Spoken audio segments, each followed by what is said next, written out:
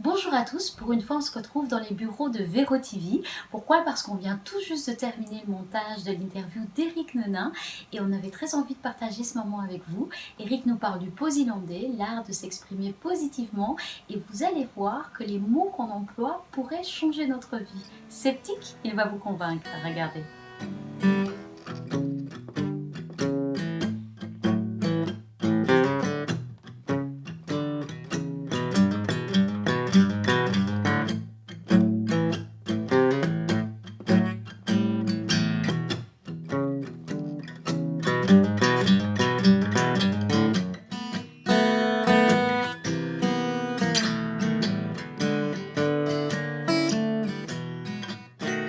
Bonjour Éric.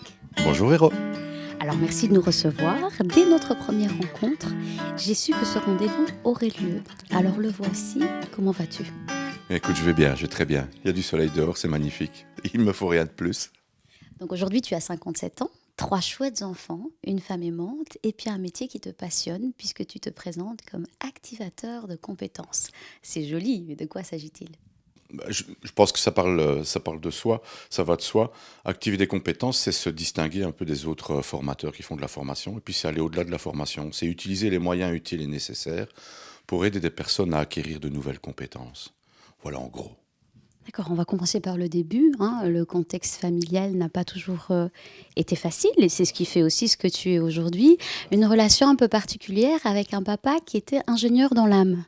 Oui, ingénieur dans l'âme, mais qui ne l'a malheureusement pour lui jamais été sur papier. C'était sa grande obsession. Et je pense que d'ailleurs, dans ses projets de papa, il a voulu faire de moi un ingénieur. Ça, je le soupçonne fort d'avoir voulu le faire.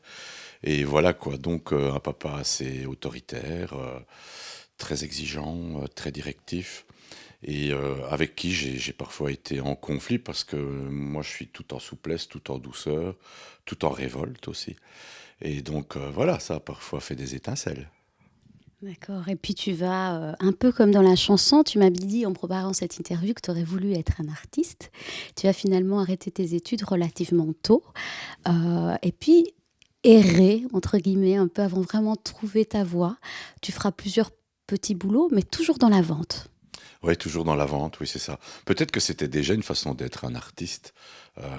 Voilà, c'était pouvoir rencontrer les gens, pouvoir communiquer, pouvoir dialoguer avec eux, dialogue comme dans le théâtre peut-être, que sais-je. C'était aussi, je pense, la possibilité d'être un personnage, heu, le délégué commercial de telle boîte ou monsieur ceci, bon voilà, je pense aussi que, et je le dis souvent en boutade quand je rencontre des groupes, je leur dis: «Voilà, j'ai surtout fait vendeur parce que je sais rien faire d'autre». C'est la seule chose que je sache faire vraiment, et pour être honnête, j'ai pas essayé grand-chose d'autre non plus, quoi, voilà. Un dénominateur commun de toutes ces années, avant que tu trouves sa voie, c'est une dépression profonde qui va t'amener, à une destruction même. Ouais, ouais, ouais, j'étais parti sur une voie assez destructrice, c'est vrai, puisque enfin bon, beaucoup de gens qui me connaissent, qui me côtoient le savent. D'ailleurs, j'en parle beaucoup aussi quand je rencontre des groupes parce que je crois que ça leur permet de s'identifier, enfin pas s'identifier à moi, mais de voir que tout est possible. Et donc c'est vrai que, tout doucement, chemin faisant, grandissant, je suis aussi en train de construire ma voie d'alcoolique, pratiquant, et donc j'aime la vie, j'aime, la bonne chère, j'aime surtout boire un coup. Et tout doucement, là, ça s'insinue dans ma vie, et ça me conduit, ouais, sur un chemin qui n'était pas forcément le bon, pour aboutir à un moment donné, comme tu viens de le dire, à un gros crack, quoi. Peut-être le plus important crack dans ma vie, qui aura finalement été bénéfique. Puis tu vas, décider de te prendre en main et tu vas trouver un médicament, en fait. C'est quelque chose que tu définis comme un médicament au début. Il s'agit du Posilandais que tu as inventé. Alors de quoi s'agit-il? J'ai inventé le mot en fait, parce que tout le monde est capable, de parler de manière positive. Donc c'est vrai, il y a cette dépression, ce gros crack. Donc rebondir, c'est le plus important, rencontrer des gens, et ces personnes, au sein de pendant ces rencontres, m'expliquent, et c'était un leitmotiv, c'était assez intéressant, j'ai vraiment remarqué ça, me disent, voilà, il est très important de parler de manière positive. Quand tu as un objectif, si tu veux atteindre quelque chose, tu en parles de façon constructive et positive. Donc au lieu de dire, par exemple, de ne pas rater ton coup, bah, c'est, fais ton possible pour réussir, quoi. Ça paraît très simple. En réalité, c'est peut-être un peu plus compliqué qu'on ne le pense. Et par ailleurs, moi, j'avais besoin de ça parce que je suis quelqu'un d'assez négatif, assez vite, comment, pas dépressif, mais déçu, Un peu râleur, tu me disais. et râleur, oui. C'est comme ça que certains amis me qualifiaient à un moment donné. Ils me disaient: «Ah, Eric, on t'aime bien, t'es vraiment sympa, t'as un chic type, mais qu'est-ce que t'es râleur?» Et oui, voilà, pour corriger ça, justement, parce que ça fait partie du chemin aussi. Tu penses que quand tu te reconnais alcoolique, c'est comme si tu étais au point zéro, au point de départ d'une nouvelle vie. Donc cette vie, tu dois la construire. Tant qu'à faire, autant qu'elle soit positive. Et donc c'est à ce moment-là que j'invente quelque chose qui ressemble au Posylandais. Je ne lui ai pas encore donné le nom. Cependant, je suis très attentif et très appliqué quant à utiliser un maximum de phrases à connotation positive. Voilà. Tu es tellement appliqué que ça devient très concret puisque tu en fais un ouvrage, Ouais. hein, un premier manuel de Posylandais. Et alors, tu invites le lecteur à d'abord prendre conscience du négalandais, ce que tu appelles le négalandais, à savoir la négation.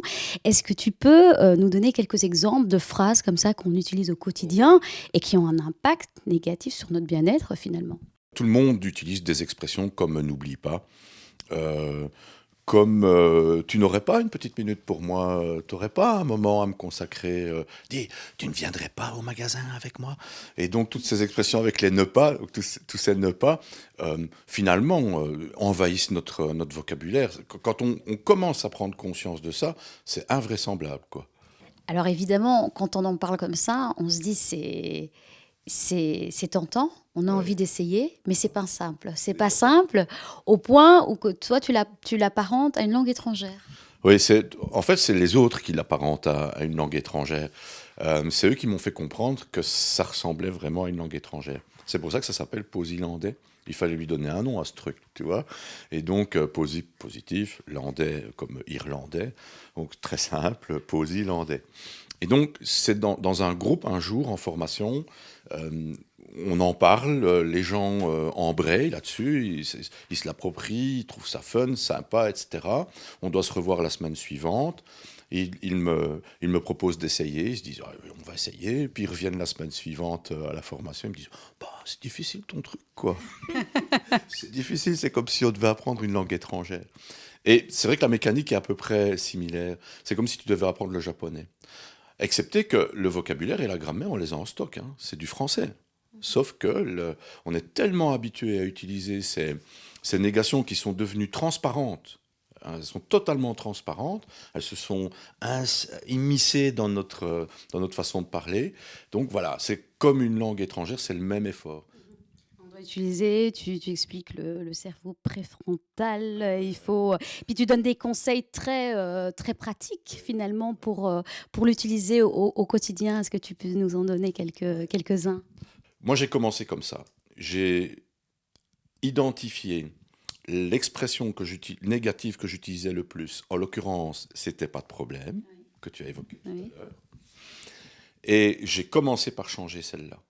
Rien que celle-là. Parce que si vous essayez, quiconque essayerait de tout changer, de changer toutes les expressions négatives, va abandonner au bout d'une heure. C'est tellement difficile. Donc, un, prendre conscience qu'on utilise des expressions négatives. Deux, avoir envie de le faire. Si on n'a pas envie, c'est pas la peine. Ah, je parle en négalandais là, tu vois. Oui, oui, je voulais pas relever, hein. Ah, bien, bravo. C'est comme ça qu'il. Ouais, tu peux. Hein. Donc, partir vers le posylandais, accepter d'y aller.